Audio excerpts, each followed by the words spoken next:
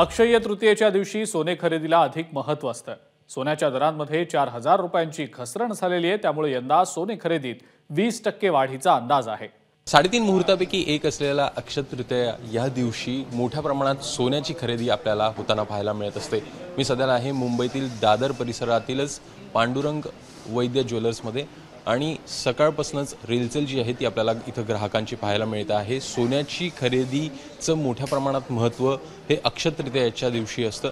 आजचा भाव जर का बघायचा तर तो 73,000चा आज भाव आपल्याला पाहायला मिळतो आहे।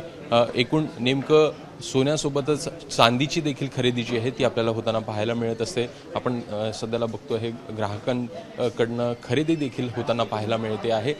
प्रामुख्यानं जर का बघायचं तर या अगोदर सोन्याचा भाव जो आहे तो आपल्याला चढ्या दरात पाहायला मिळालेला होता। साधारणपणे 75,000 पार हे सोन्याचे दर गेलेले होते, मात्र सध्या जर का बघायचं तर तो 73,000वर आलेला आहे। चायना आणि रशियाकडनं असे प्रयत्न चालू आहेत की डी-डॉलरायझेशन म्हणजे तेलाचे व्यवहार जे आहेत ते अमेरिकन करन्सी डॉलरमध्ये न होता त्यांनी त्यांच्या किंवा ब्रिक्सच्या करन्सीमध्ये करावे।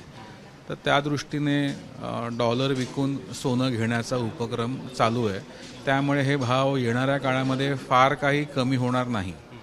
आपण आता असं आपला समजा की 50,000चा भाव, 60,000चा, आता आपण 70,000 पार करून गेलेलो आहोत। येणाऱ्या नजीकच्या काळामध्ये भाव फार कमी होतील, म्हणजे लोएस्ट मला वाटतं एक 68,000पर्यंत वगैरे येऊ शकला तर। मागील वर्षी जर अक्षय तृतीयेच्या दिवशी भाव बघायचा तर तो 62,000च्या जवळपास होता। त्यामुळे आपण मोठी तफावत जी आहे ती सध्याला मागील एका वर्षामध्ये बघू शकतो। मोठ्या प्रमाणात भाव जे आहेत ते सोन्याचे वधारले आहेत, मात्र ग्राहकांची ओढ सोन्याकडे ही कमी होताना पाहायला मिळत नाही।